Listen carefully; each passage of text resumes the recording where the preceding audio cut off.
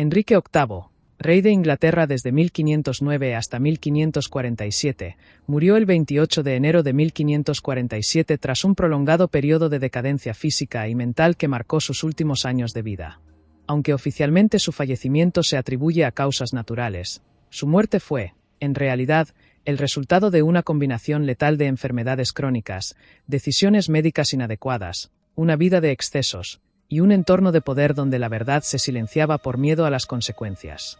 La historia de su muerte es tanto un retrato del hombre como del tiempo que gobernó, un periodo en el que el poder absoluto podía ocultar incluso el colapso evidente del cuerpo de un monarca.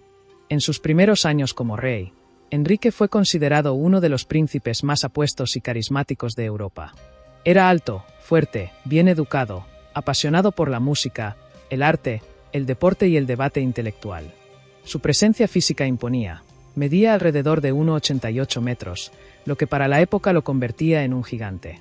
En torneos de justa era temido, y en la diplomacia europea era visto como un rey joven y ambicioso.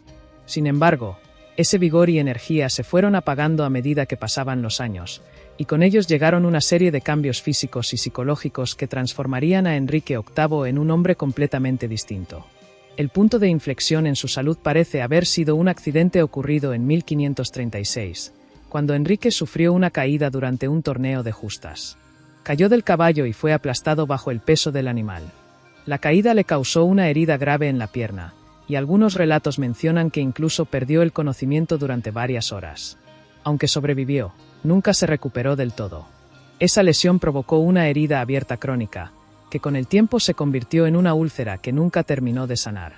Esta herida se infectaba con frecuencia, despedía un olor fétido, y generaba dolores tan intensos que obligaban al rey a permanecer largos periodos inmóvil. En una época sin antibióticos, sin higiene adecuada y con conocimientos médicos limitados, esta úlcera se convirtió en una fuente constante de sufrimiento y deterioro. La inactividad forzada por esta herida contribuyó a un aumento progresivo de peso. Enrique, que antes era atlético, comenzó a engordar rápidamente. Para finales de su vida, se calcula que pesaba más de 180 kilos. Se hizo construir un traje especial con un corsé reforzado, y sus sillas y camas tuvieron que ser modificadas para soportar su cuerpo. Incluso se diseñó una grúa mecánica que lo ayudaba a subir escaleras o moverse dentro del palacio. Su obesidad se convirtió en un símbolo de su decadencia. Era visible, innegable, y sin embargo nadie podía hablar de ello abiertamente por temor a represalias. El deterioro físico vino acompañado de un profundo cambio de personalidad. El rey, que en su juventud había sido encantador y sociable, se volvió colérico, paranoico y cruel. Comenzó a ver enemigos en todas partes. Ejecutó a 2 de sus esposas, Ana Bolena y Catalina Howard, y a decenas de nobles, religiosos y cortesanos, incluyendo a su viejo amigo y canciller Thomas More. Su corte se convirtió en un lugar lleno de miedo, donde los rumores podían significar la muerte, y donde la verdad era cuidadosamente administrada para no despertar la ira del monarca. En los años previos a su muerte, Enrique prácticamente no podía caminar. Su herida en la pierna supuraba constantemente, y algunos testimonios sugieren que tenía otros problemas graves de salud, posiblemente diabetes tipo 2, hipertensión, gota y hasta complicaciones renales. Su rostro estaba hinchado, su piel pálida, y su carácter se volvió aún más errático. Se volvió dependiente de la comida y la bebida como único consuelo.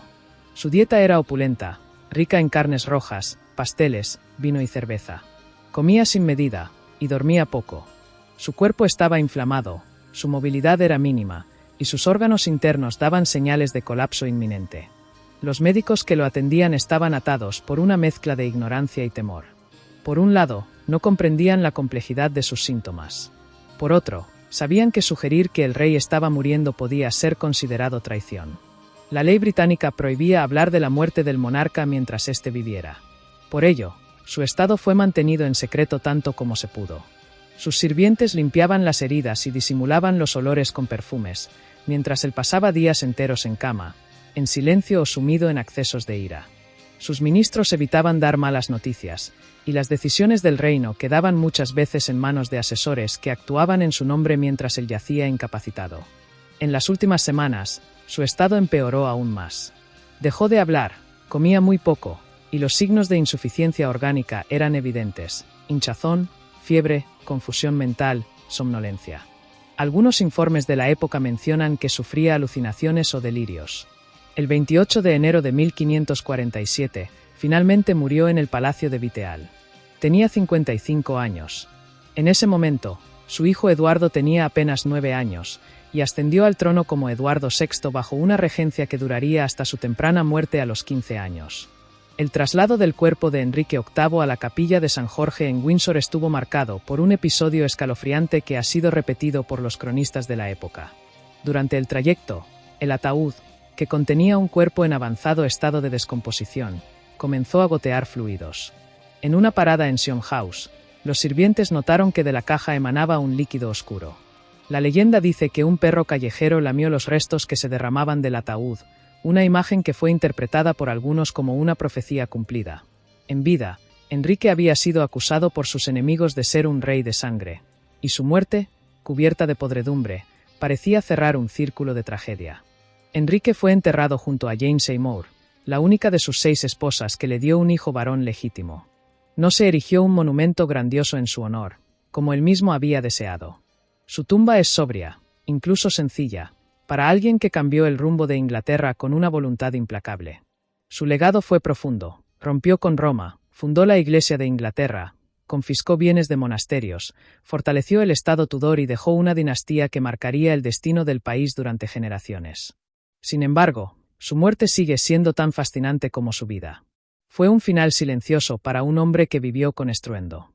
Un cuerpo colapsado por sus excesos, un alma atormentada por sus decisiones, y un reino obligado a fingir que todo estaba bien hasta que ya no se pudo ocultar.